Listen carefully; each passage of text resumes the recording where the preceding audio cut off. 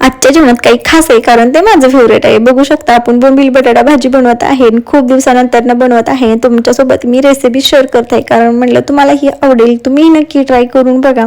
तर बघू शकता मी असं काही बोंबील भिजत घातलेलं आहे कारण ते पटकन असे मुरले जातील आणि पटकन असं काही त्याला कापता येईल म्हणून. आणखीन असे बटाटे मी 2 ते 4 असे काही बटाटे मी चॉप करून घेतलेले आहे कारण तेवढं भाजीला लागणार आहे. तुमच्या क्वांटिटीनुसार तुम्ही बनवू शकता. मी तर अंदाजेप्रमाणे मी तेल घेतलेलं आहे बघू शकता. आणि त्यामध्ये आपण चॉप केल्यानंतर कांदा आणखीन टमाटर टाकून घेणार आहे. आणखी कांदा पटकन शिजावा म्हणून मी त्यामध्ये मीठ टाकून घेणार आहे.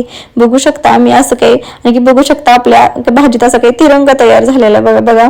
आणखीन मी टाकून घेतलेला आहे. आणखीन हा चिकन मसाला टाकून घेणार आहे. तुम्ही स्किप केला तरी चालेल, मॅड अवेलेबल होता म्हणून मी टाकून घेतलेला आहे.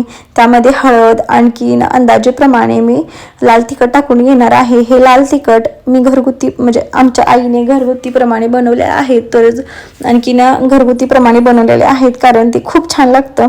बघू शकता मी अंदाजेप्रमाणे लाल तिखट टाकून घेतलेले आहे. तुमच्या अंदाजाप्रमाणे तुम्ही टाकू शकता. आणखीन बारीक केलेले बटाटे आपण काप केलेले मी धुवून घेतलेले आहेत ते हे मी टाकून घेणार आहे. खूप छान लागते रेसिपी, नक्की तुम्ही ट्राय करून बघा, तुम्हालाही आवडेल. आणखीन हे चॉपिंग बोर्ड मी मिशोवरून मागवलेलं आहे. तुम्हाला जर लिंक पाहिजे असेल तर लिंक किंवा PP टाईप करा, तुम्हाला ही लिंक भेटून जाईल.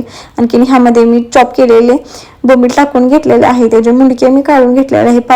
5 ते 10 मिनिटात आपली रेसिपी ही तयार होते. मी 5 ते 10 मिनिट त्याला मी रेस्ट करत म्हणजे असं काही शिजवायला ठेवून दिलेलं आहे. बघू शकता आपली टेम्पटिंग आणि दिसणारी अशी बोंबील भाजी रेसिपी झालेली आहे. आणखीन गॅसची गार्निश करून घेणार आहे.